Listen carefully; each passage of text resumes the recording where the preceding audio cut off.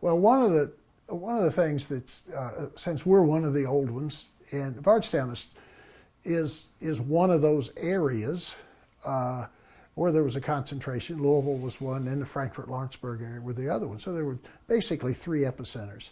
The ones in Bardstown pretty much lived together. I mean, they lived on Whiskey Row in Bardstown, and I was fortunate to be able to spend my early years on Whiskey Row. Jim Beam was our neighbor. John Shawnee, that owned Early Times, lived across the street. And other ones had summer homes and things right there. So I was fortunate as a baby to be around a lot of that. And I've always loved being around elderly people all my life, because that's basically where I spent most of my time, with these old guys. I had Jim Beam as my godfather, and spent an enormous amount of time with him before he died. And well, I think it was this week, 1947, right before Thanksgiving. So yeah, I was influenced. And of course, being a lawyer, I got to do a lot of genealogy for the family, cleaning up a lot of the oral history. A lot of it was not accurate.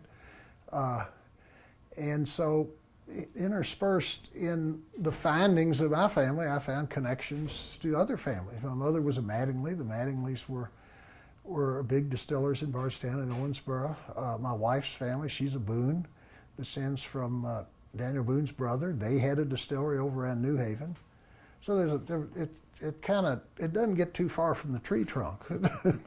Well, this was what I really remember, and was going around with Dad on weekends, and there were four that seemed to be the committee of four, and it was Pappy van Winkle, Jerry Beam, Jim Beam's son. It was Mr. Ed Shapira, one of the brothers that founded Heaven Hill.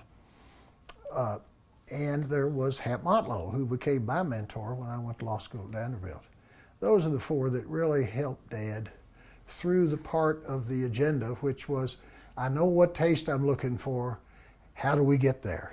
And they were most helpful. And they also helped him provide yeast during the early experimental periods and all, and allowed him to have a pretty good idea of what he might be able to create if he changed the process in certain ways before he actually bought the distillery.